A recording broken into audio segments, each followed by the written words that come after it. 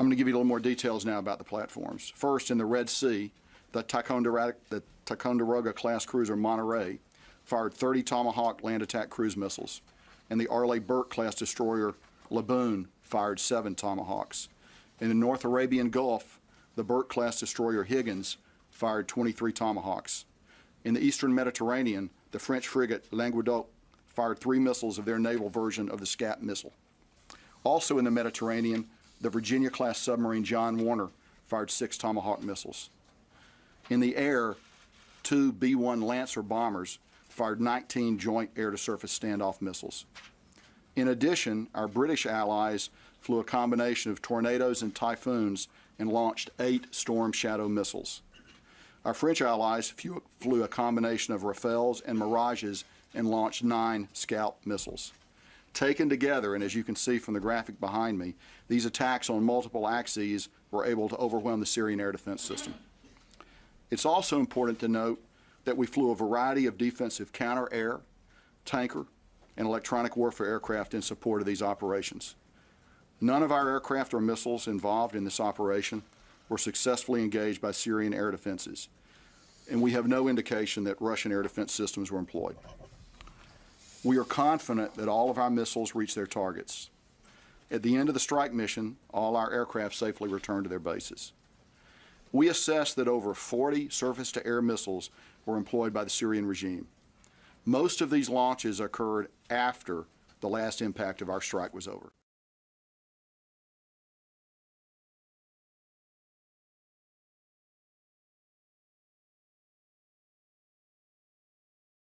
And that is Russia's defense ministry has vowed to shoot down any perceived threat in Syria.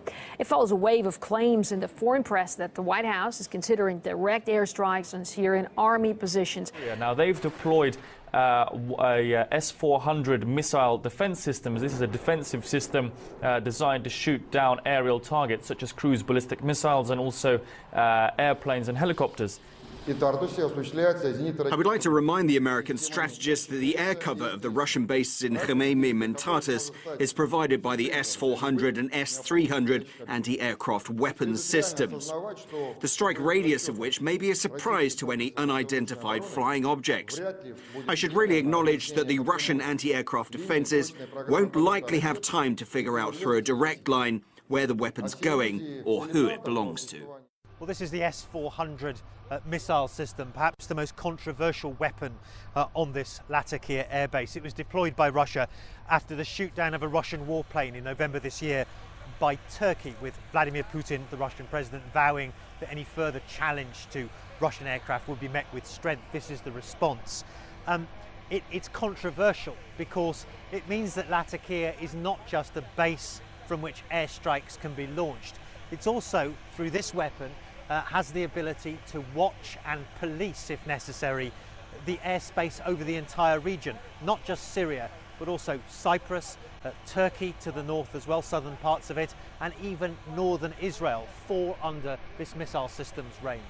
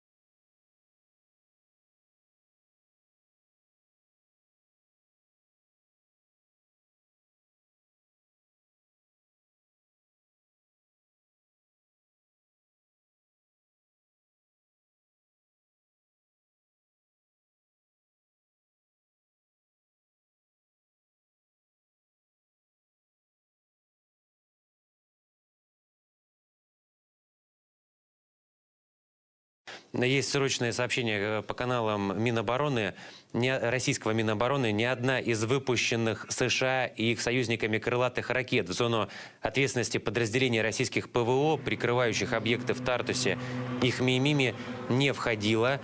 Как сообщает Минобороны, 14 апреля в 3 часа 42 минуты по Москве до 5 часов 10 минут по Москве самолетами и кораблями Вооруженных сил США совместно с ВВС Великобритании и Франции был нанесен ракетный удар по объектам военной и гражданской инфраструктуры Сирийской Арабской Республики. Но вот еще раз, как заявляют в Минобороны России, ни одна из выпущенных США и их союзниками крылатых ракет в зону ответственности подразделений российских ПВО, прикрывающих объекты в Тартусе и Хмеймиме, не входила. Срочные сообщения Минобороны.